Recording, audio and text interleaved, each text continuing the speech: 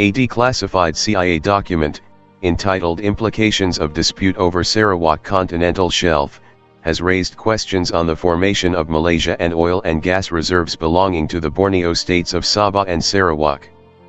Declassified General CIA records with the subject heading, Implications of Dispute over Sarawak Continental Shelf was made in October 13, 1969.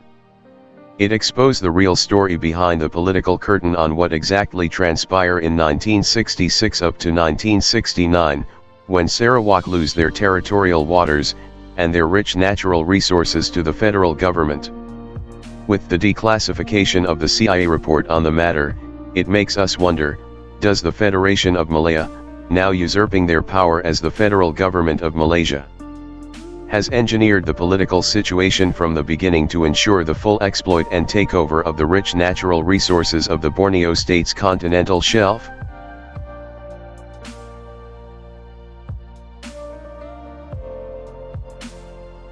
Why did Malaya have their sight over Borneo continental shelf, and oil and gas reserves? Malaya's economic importance for Britain was on the wane. Whereas Britain had valued Malaya for the dollar-earning capacity of rubber and tin, by 1960 the importance of Malayan dollars to the strength of sterling had now declined with the spread of convertibility. Competition with synthetic rubber tended to drive down the price of natural rubber and make it a decreasingly attractive investment. A similar trend towards substitution affected Malayan tin exports. The difficult financial situation of Malaya and immediately after the formation of Malaysia in 1963, was summarized in the CIA declassified document. Malaysia is the world's largest producer of tin and natural rubber, but its heavy dependence on these basic export commodities makes its economy highly vulnerable to fluctuations in the world market. Although Malaysia maintains one of the highest per capita GNP rates in Southeast Asia, declining world process in rubber, high defense appropriations incurred as a result of confrontation, and a rapid population growth have tended to slow economic growth in recent years. Reductions in UK and Commonwealth security and defense support, moreover, are now forcing Malaysia to draw increasingly on its own resources in these fields. Malaysia is now embarked on a comprehensive 5-year development plan, but its success will depend to a great extent on foreign assistance. It is revealed here, that Malaya in 1960, and immediately as Malaysia was formed in 1963, has a financial problem. During the negotiation period for the formation of Malaysia, the real intention of Malaya to grab Borneo oil and gas over the continental shelf was manifest. They insisted on oil revenues from Brunei to be wholly falling to the Federation after 10 years, as well as on the right to tax any new oil discoveries in the interim. When Tunku Abdul Rahman issued an ultimatum containing Kuala Lumpur's final offer, Brunei withdrew from the negotiations. As an act of revenge, Tunku Abdul Rahman, who was bitterly disappointed by the outcome, later withdrew the hundreds of federal officers and teachers on secondment to Brunei. With Brunei out of the picture, Malaya set their sight on Sabah and Sarawak.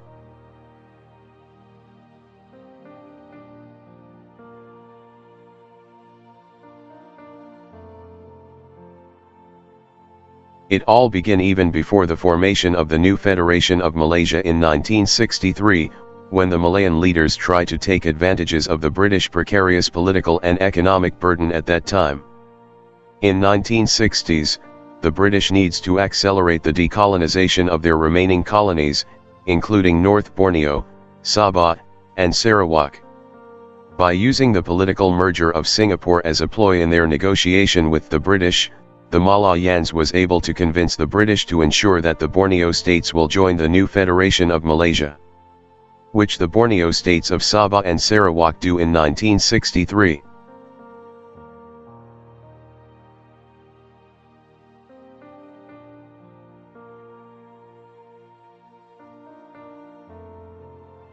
Putting their trust and goodwill to the Malayan leadership, the British end up with an awkward political situation and hanging obligations upon the Borneo states when Singapore separated from Malaysia in 1965. The Federation of Malaya indeed would careless with the separation of their closest neighbor. as it is in their best interest to aim and has full exploit of the rich natural resources of the Borneo states without ardent and strong opposition from the Singapore politicians.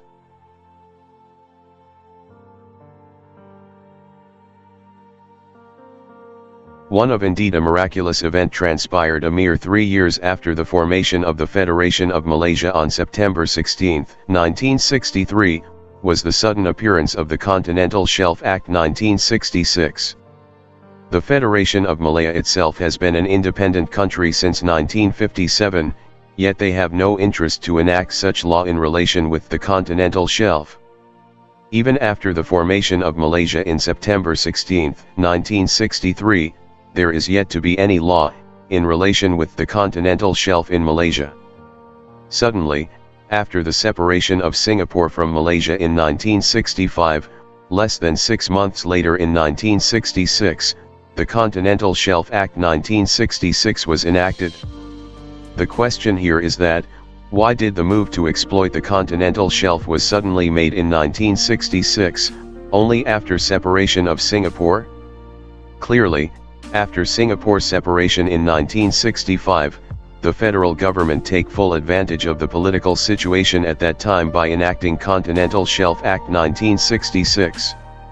The Continental Shelf Act 1966 is an act of parliament, relating to Continental Shelf of Malaysia, the exploration thereof and the exploitation of its natural resources and for matters connected therewith.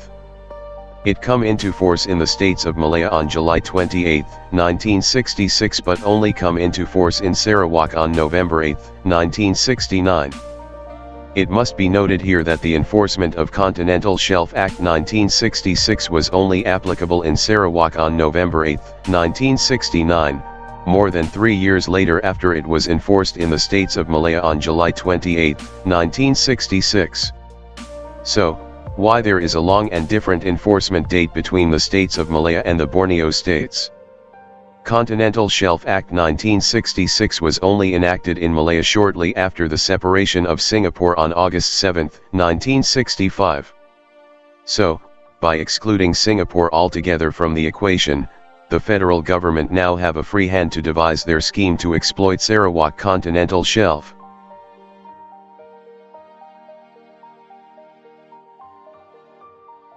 The federal government expect that now they have an opportunity to exploit the immature political situation in Sarawak, without any strong state-of-the-art opposition from Singapore.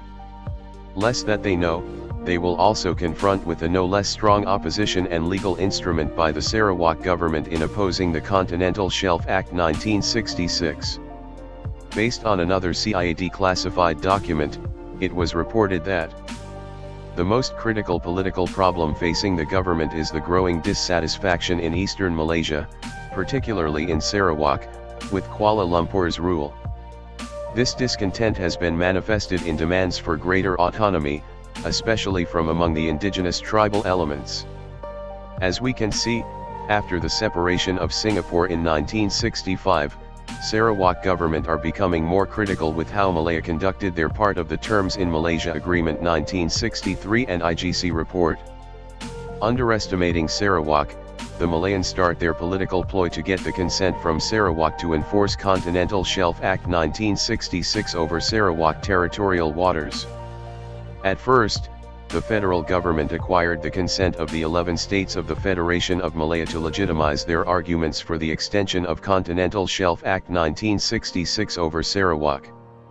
However, I believe that they are having a deadlock to acquire the consent of the Sarawak government led by Chief Minister Stephen Kalong Ningkan.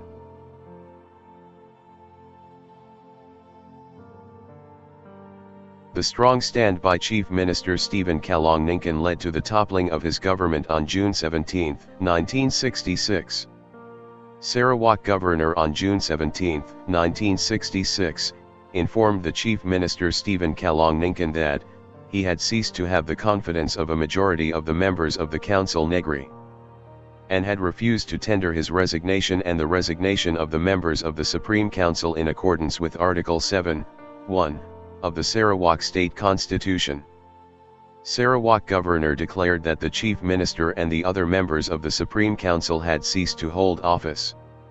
The governor also appointed Penghulu Tawi Sli as the new chief minister forthwith.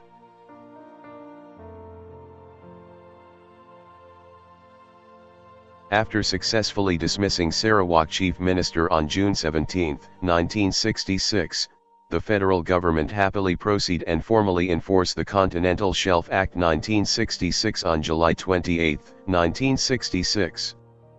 However, the enforcement of the Continental Shelf Act 1966 only covers the rights over the continental shelf in the states of Malaya. It was still not able to get the consent from Sarawak yet. This is due to the ensuing political crisis that continues in Sarawak as Stephen Kalong Ningkan challenges his dismissal in court. Nonetheless, it was during this political crisis that the Continental Shelf Act 1966 was enacted in Parliament, although only in force in the states of Malaya. Malayan are biding their time and opportunity to enforce it in Sarawak. Taking the advantages of the engineered ruse and chaotic political scenarios at the time, the federal government not just topple the Sarawak Chief Minister, but also use it to cover the Continental Shelf Act 1966 enactment in Parliament.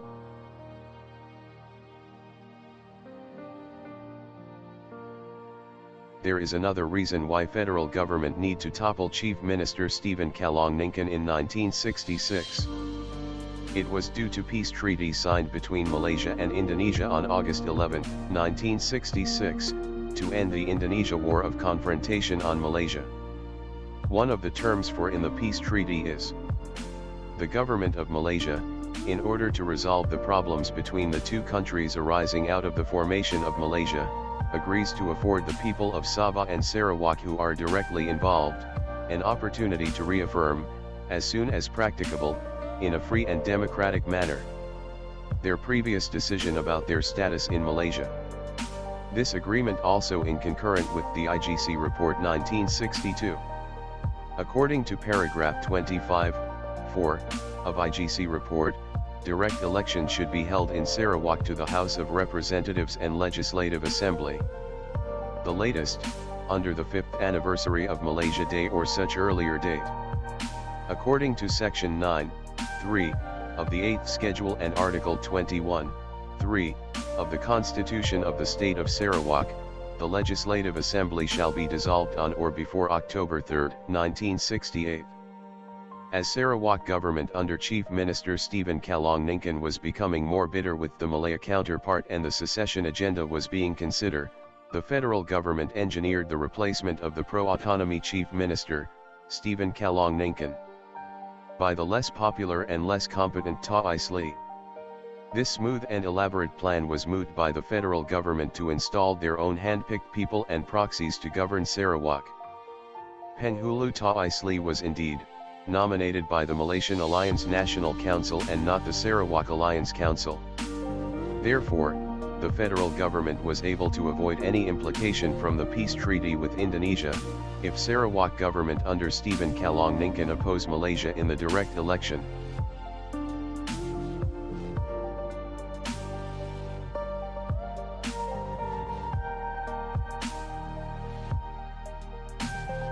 The federal government worst nightmare happen when the judgment comes from Harley AG. Chief Justice that the removal of Chief Minister Stephen Kalong Ningkan was unconstitutional. On September 14, 1966, just a week after the judgment, a state of emergency was proclaimed throughout the state of Sarawak by the Yang di-Pertuan Agong under Article 150 of the Federal Constitution, although the emergency of 1964 had yet to be lifted and was still in force throughout the country. The federal government was so afraid that Stephen Kalong Ningkan will continue to cling on power in Sarawak, denying their objectives of getting the consent from Sarawak to enforce and extend Continental Shelf Act 1966 over Sarawak. The federal government also afraid that the clause in the peace treaty with Indonesia will be activated and used by Stephen Kalong Ningkan for the eventual secession of Sarawak from Malaysia. Consequent to the proclamation, the Emergency, Federal Constitution and Constitution of Sarawak, Act 1966 was passed by the Federal Parliament in a special session on September 19, 1966. It amended clauses 5 and 6 of Article 150 of the Federal Constitution by inserting after this Constitution the words "or in the Constitution of the State of Sarawak," and providing further that, notwithstanding anything in the state constitution, the Governor may summon the Council Negeri, suspend standing orders and issue directions binding on the Speaker. The main aim of these provisions seems to have been to compensate for the lack of power on the part of the Governor of Sarawak to dismiss the Chief Minister. The amendments to Article 150 were meant to be temporary, as they were to cease to have effect 6 months after the termination of the emergency. On September 20, 1966, the Governor of Sarawak, acting under the said new Act and not on the advice of the Chief Minister of Sarawak, as normally required by the Constitution of Sarawak, called a meeting of the Council Negeri of Sarawak for September 23, 1966. After a vote of no confidence against him in the Council Negeri on that day, Stephen Kalong Ningkan was, on December 24, 1966, again dismissed as the Chief Minister by the Governor of the state.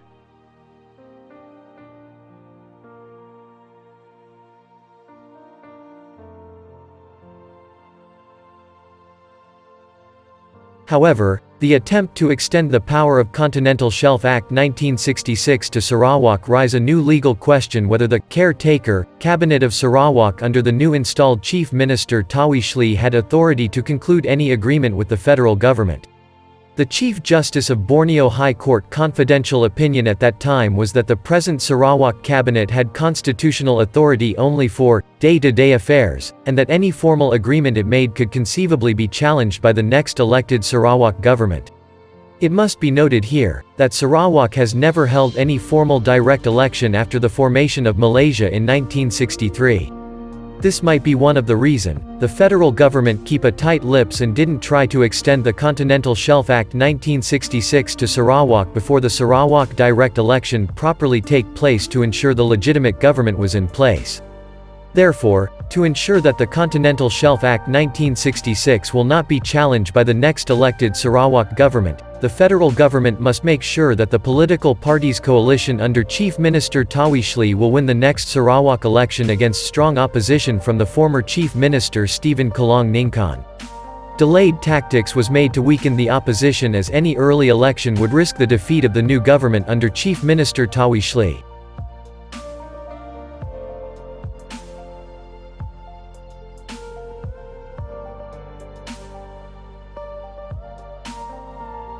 Nonetheless, the threat of losing the direct election remained real for the federal government allies in Sarawak. The threat of the clause in the peace treaty with Indonesia may trigger the eventual secession of Sarawak from Malaysia, if the opposition win the direct election, and losing the opportunity to extend Continental Shelf Act 1966 altogether.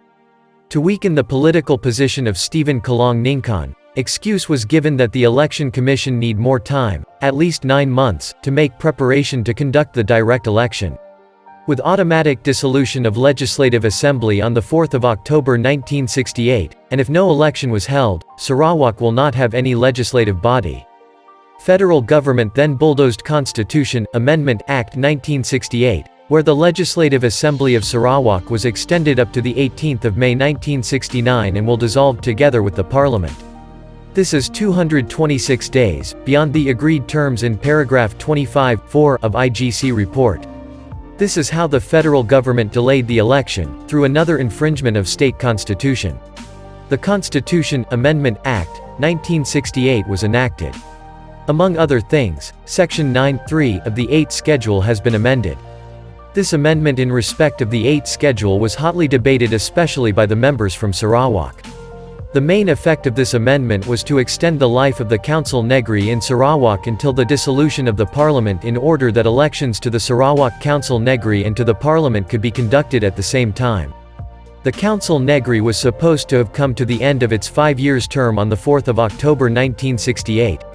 The first sitting of the Sarawak Council Negeri was on 3 October 1963, after Malaysia Day. By 4 October 1968, it would have reached a period of 5 years. This would mean that elections would have to be called within 60 days and a new Council Negeri convened within 90 days of the dissolution of the Sarawak State Legislature. The Minister of Justice in moving the bill stated that the Election Commission needed more time to complete its work in Sarawak. The Election Commission's report on the demarcation of boundaries for electoral constituencies in Sarawak was passed by the Parliament on 14 June 1968. Allegations were raised that the federal government was purposely delaying the general election in Sarawak as it was afraid that the Sarawak Alliance, which took over the reins of power from Stephen Kalong Ningkan, had not sufficiently consolidated its position to face the electorate. The federal government took nearly a year to approve the report. The election was only held 3 years later when the federal government are sure that they will win the election, collaborating together with the Sarawak government under Chief Minister Tawi Sli.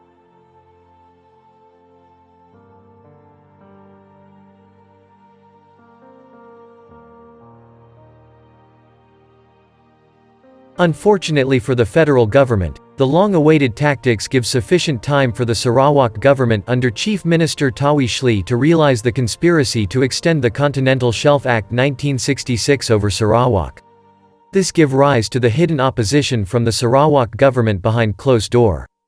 Thinking that without strong political opponent from Singapore, the federal government thought that they can easily fool the Borneo states as they wish when they try to take over Borneo territorial waters by employing CSA 1966 and installing their political proxies in Sarawak. Unfortunately, Sarawak government was no fool for Kuala Lumpur. The dispute over Sarawak Continental Shelf continued until 1969 when Sarawak was politically weak under the caretaker government of Chief Minister Tawi Sli. In 1969, when Kuala Lumpur tried to extend the application of Continental Shelf Act 1966 to Sarawak, again, nothing conclusive was forthcoming from the negotiations with the caretaker government of Sarawak under Chief Minister Tawi Sli. Sarawak government make a legal stand against Kuala Lumpur attempt to extend the Continental Shelf Act 1966. The funny excuse was made by Kuala Lumpur to extend the Continental Shelf Act 1966 to Sarawak by telling that as it is, democratic and wise decision, because all other 11 states of Malaya and Sabah has accepted the policy. Perhaps to appease and fool the Sarawak leaderships at that time, they told them that the case was also supported by Sabah. This is their methodology of madness. Nevertheless, even the caretaker Sarawak government can grasp and know very well the precarious situation at that time and try to engage with the federal government as best as they could with the Malaysia Agreement 1963.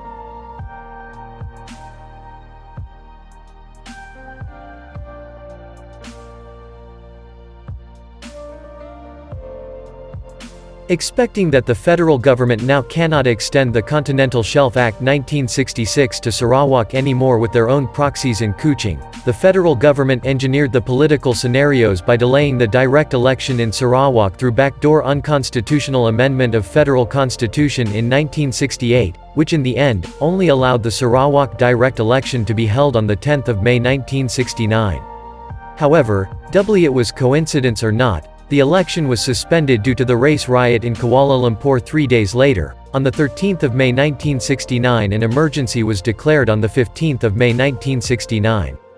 On which, the federal government exploited the Emergency Essential Powers Ordinance No. 7, by using Article 4(2) to limit the territorial waters of Sarawak to not exceeding 3 nautical miles measured from the low water mark. Now, it doesn't matter who win the Sarawak election and become the Chief Minister of Sarawak as they will be powerless to defend Sarawak territorial waters rights by virtue of the Emergency Essential Powers Ordinance No. 7 which was exploited by the federal government for their own advantages. Fully armed with the Emergency Essential Powers Ordinance No. 7, the federal government then start their operation to extend their Continental Shelf Act 1966 to Sarawak on October 1969. The fact on Emergency Essential Powers Ordinance No. 7 might have been concealed from the Sarawak government when the negotiations start in Kuala Lumpur and will only be used when the Sarawak government oppose the Continental Shelf Act 1966 extension. Chief Minister Tawi Sli and 3 of his ministers returned to Kuching on 12 October 1969 following another negotiation in Kuala Lumpur on federal government intention to extend application of Continental Shelf Act 1966 to Sarawak. The federal government intended to formally extend the Continental Shelf Act 1966 to Sarawak and had requested the concurrence of the Sarawak government as required by Malaysia Agreement 1963. The Sarawak government might have thought that they were well prepared for negotiations on Continental Shelf Act 1966 and to defense the state rights without any prior knowledge regarding the Emergency Essential Powers Ordinance No. 7. Less that they knew, the federal government are only testing the waters during the negotiations in Kuala Lumpur, to see on which side were the Sarawak government right now on the Continental Shelf Act 1966. It also has been declassified in the CIA documents that the Sarawak government actually can make a determined and strong stand, which they never do, against Kuala Lumpur on the Continental Shelf Act 1966 and even upon the exploitation of the emergency power to take over our territorial waters. Excited as they get to legally oppose the Continental Shelf Act 1966, Chief Minister Tawi Sli told the press that nothing final had been decided. He described the issue as little bit dispute within the family, but he said it was very important matter and it is right for our people to know about it. According to the insider, Chief Minister Tawi Sli felt strongly about the matter. He opposed Continental Shelf 1966. Acting State Attorney General Jemori bin Surjan, who accompanied Chief Minister Tawi Sli delegation to Kuala Lumpur, outlined that state's position to consulate officer. He said that in 1954, Sarawak Order in Council decreed that territory of Sarawak included Continental Shelf, and Oil Mining Ordinance of 1958 further established authority of Sarawak government over exploration and exploitation of the Continental Shelf. Sarawak retained this authority when it joined in the formation of Malaysia in 1963. Jemori argued that Article 1 of the Federal Constitution provides that the territories of the individual states of the Federation are the territories comprised therein immediately before Malaysia Day, and according to the Malaysia Agreement 1963, the existing laws of the Borneo states continue in force provided they did not contravene the federal constitution. It is confirmed by the preamble of the Continental Shelf Act 1966 itself, which states that the provisions of the act are restricted to Malaya. Jemori said that Kuala Lumpur has drafter agreement to be concluded with Shell to cover areas beyond 3-mile limit and that Sarawak government was not included as party to the agreement. However, this new agreement with Shell was delayed until solution of the problem. This CIA declassified information was new as we all thought that the Sarawak government in the past was ignorant on the power of the documents during these early stages of the formation of Malaysia. The Sarawak government through Acting State Attorney General Jemori bin Surjan even outlined the rights of Sarawak on territorial waters was decreed in 1954 through Order in Council, and further established by Oil Mining Ordinance 1958. He even argued that Article 1 of the Malaysia Constitution, which at that time is based on the Malaysia Agreement 1963, amended in 1976, provides the definition of the territory of Sarawak, which includes the Continental Shelf. This is pretty much new information, as today we never know that the Sarawak government already know and even employ this entire legal instrument when they deal with the federal government in 1969. It is only during the period of the 12th of October 1969 to the 8th of November 1969, the date on which Continental Shelf Act 1966 was extended to Sarawak, that the Sarawak government realized that they have been outmaneuvered by the federal government in this respect by virtue of Emergency Essential Powers Ordinance No. 7. The Sarawak election was then resume in June 1970, on which Sarawak Alliance under Chief Minister Tawi Sli win the election with 27 out of 48 seats, on which Rahman Yaqub become the next Chief Minister of Sarawak. A results which wasn't matter anymore as the federal government has secure their grip over Sarawak territorial waters, even though the new government which they handpicked in 1966 was in opposition to the application of Continental Shelf Act 1966 in Sarawak.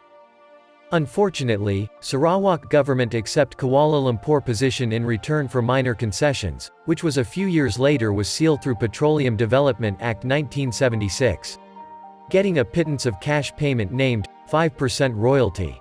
Perhaps, due to the divided political scenarios in Sarawak at that time, Sarawak government want to play safe and gambling on the anti-Malaysia sentiment which is already prevalent at that time. In addition, the sentiment was fueled by the imposition of the national policies upon the Borneo people in breach of the terms of the formation of Malaysia, such as language, education and taxes, which becoming a hot contentious issue. Unfortunately, for the Sarawak government, due to the weak personality, ignorant and immaturity in politics, the leaders and the people has been tempted to accept the national policies. In the end, without any grassroots support which really understand the significance of losing our continental shelf, and in addition with too much politicking, the Sarawak government end up losing their territorial rights for more than 57 years until today. Sarawak now finds itself in an isolated and virtually powerless position. The handling of the continental shelf issue suggests the intention of the federal government to make full use of any political situation to get the continental shelf of Sarawak at all cost. This incident reflects Kuala Lumpur's frequent disregard for the special position and interests of Sarawak. In the end, Kuala Lumpur was able to establish its authority over the exploitation of resources beyond the 3-mile limit and has shamefully exploited its emergency powers and the weak caretaker government of Sarawak to achieve its objective. This is the first case in which Kuala Lumpur has attempted to exploit the emergency laws in order to bring about a permanent change which will affect the fundamental interests of Sarawak. However, the facts remain that the Continental Shelf Act 1966 was a failure in part of the federal government to extend their jurisdiction over Sarawak territorial waters, unless the emergency law was put into place. With the lifted of the emergency in 2012, the Continental Shelf Act 1966 was now powerless and remain a failure on part of the federal government to extend their rights over Sarawak territorial waters even after Territorial Sea Act 2012 was enacted in Parliament, as it doesn't have the same power as the emergency laws. The sun was not set on the issue today, as new information and declassified documents on the formation of Malaysia has exposed the real mechanism and system in which it should operate. With new understanding of the agreed terms of the formation of Malaysia from the Cobbold Commission, IGC Report, Malaysia Agreement 1963 and Malaysia Act, as well as the trusteeship nature, international trusteeship system, of the Federation of Malaysia, the government of Sarawak should well prepare and make a better move in safeguarding and reclaiming our rights, since 1963. With the new revelation on part of the strength of Malaysia Agreement 1963 to safeguard Sarawak in recent times, it is only a matter of time that the people will unravel the injustice put upon them for the past years.